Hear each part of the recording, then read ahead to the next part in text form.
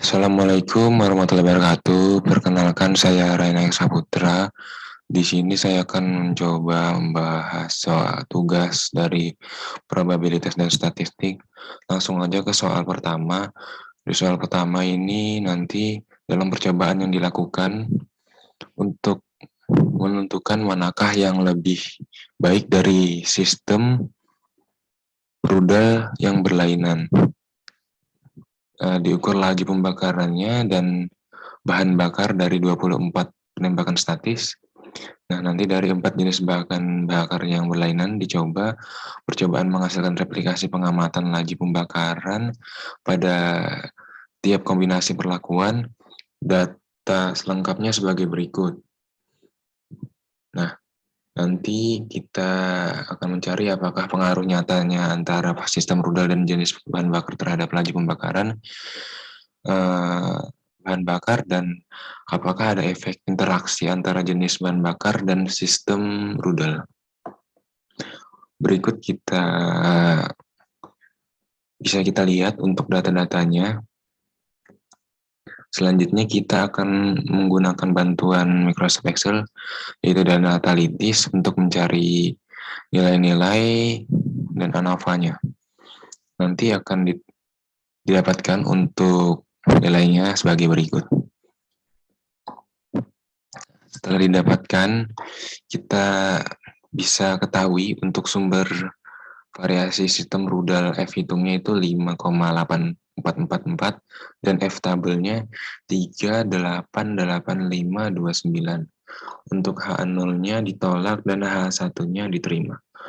Dan untuk jenis bahan bakarnya F hitungnya 10,753 dan F tabelnya 349029. Untuk H0-nya ditolak dan H1-nya diterima. Nah, di sini kita bisa melihat juga untuk interaksinya F hitungnya 2,979295 dan F tabelnya 299,612. Untuk H0-nya diterima dan H1-nya ditolak. Nah, untuk galaknya kita bisa lihat yaitu 14,91. Nah, itu dari soal pertama. Selanjutnya kita beralih ke soal kedua. Nah, untuk di soal ini nanti kita menentukan kestabilan vitamin C, sari jeruk, pekat, beku, dan disimpan dalam lemari es selama waktu seminggu. Nah, nanti telah dilakukan penelitian vitamin C, retention in reconstitution, dan frozen orange juice, 3 jenis sari jeruk pekat diuji dalam 3 jangka waktu berbeda. Nah, nanti jangka waktu tersebut menyatakan jumlah hari sejak air jeruk diperas sampai diuji. Hasilnya dalam mg asam ascorbat per liter disajikan dalam tabel berikut. Berikut untuk tabelnya, kita bisa lihat nilai-nilainya. Nah, nanti kita akan mencoba mengetahui apakah ada perbedaan kadar ascorbat dari antara merek sari air jeruk yang berbeda dan apakah perbedaan kadar ascorbat di antara jangka waktu yang berkelainan. Kemudian apakah ada interaksi variabel antara jenis merek air jeruk dengan waktu penyimpanannya. Nah, setelah diketahui untuk nilai-nilainya, kita akan menggunakan data analitis untuk mencari bantuan nilainya. Nah, nanti akan didapatkan nilainya sebagai berikut. Nilai ANOVA dan lain-lainnya. Nah, setelah itu nanti kita bisa ketahui untuk nilai sumber variasi merek hitungnya itu di 1,73994 dan F tabelnya 3,35413. Untuk H0-nya hipotesis awalnya diterima dan hipotesis satunya ditolak. Untuk waktunya, untuk F hitungnya 12,04209 dan F tabelnya 3,35413. dan H0-nya ditolak, untuk H1-nya diterima.